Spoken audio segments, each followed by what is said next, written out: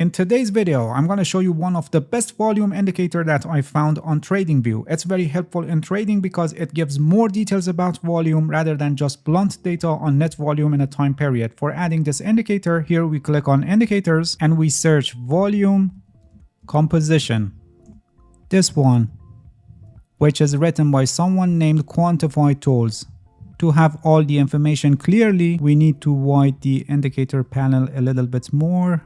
And I recommend you to have this indicator on another tab or another chart window so you can have a better view of the price action. If you work like this, the view of the price chart not good and difficult for analyzing. Alright, as you can see, we have similar volume bars here in this indicator, but you can see we have different colors and there are also some shapes and numbers that each of these has a meaning and gives us some information on what happened in that time period. The gray part of the bar shows total volume, net sum of all volume in this period, which is including buy volume, sell volume, and passive and active volume. This is just an ordinary volume that you're familiar with. But here, for each bar, we have more information on what happened in this period, where the buyers dominant in that time period or the sellers. Here in the middle part of the bar, which can be either dark green or dark red, it shows dominating volume, actually dominating passive volume. I'll explain later what passive volume is. When it's dark green, this level shows dominating passive buy volume, and when it's dark red, this level shows dominating passive sell volume. And then here, lower part of the bars, which can be either light green or light red, it shows dominating active volume. When it's light green, this level shows dominating active buy volume, and when it's light red, it shows dominating active sell volume. Now you may wonder, what are exactly passive volume and active volume, and where do these informations come from? To calculate the dominating buy and sell volume, this indicator uses the ups and down movements of the lower time frame. For example, by default, when your time frame is 30 minutes or lower, it uses 1 minute, or when it's between 30 minutes and 3 hours, it uses 5 minutes, and so on. As you can see, you can also change these settings, and you must pay attention that the lower the time frame, the more precision you get, but with the cost of less historical data and slower loading time.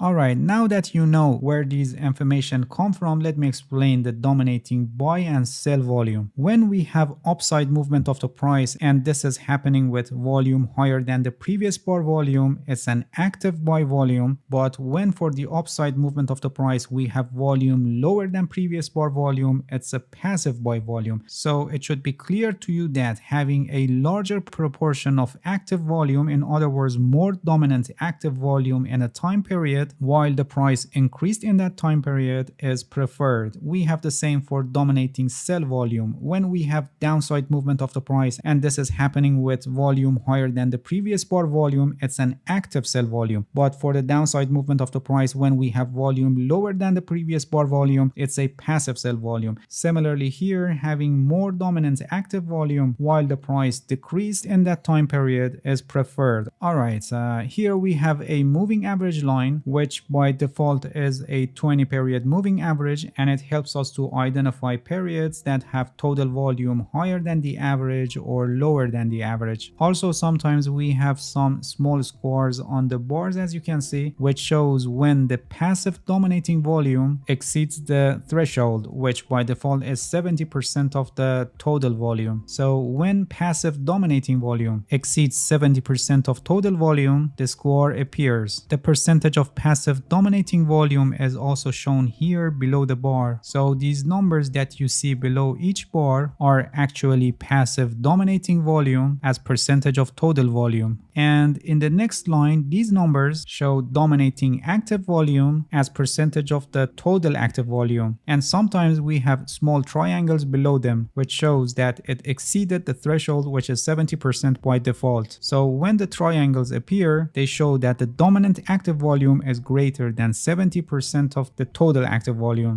As you can see, this indicator is providing many information about what is going on behind the scene, not just the amount of volume in a time period. By the help of this indicator, you can have a deep view into the volume to find out if the buying volume was dominant or selling volume. And you can also evaluate the passive or active volume in that time period in relation to each other and total volume to find out how strong they are, that they can help you to measure the interest of the market and the movement of the price that you see on the chart. In a separate video, I will teach you how you can use this indicator in conjunction with other indicators as a trading strategy for discovering good opportunities in the market for entering a trade. Alright, that's it. Thank you for watching this video. If you have any questions, feel free to ask and leave a comment for me. I'll answer your questions as soon as possible. If you haven't subscribed to my channel, please subscribe and hit the bell so you get the notifications of my new videos. See you guys in next video and good luck with your trading.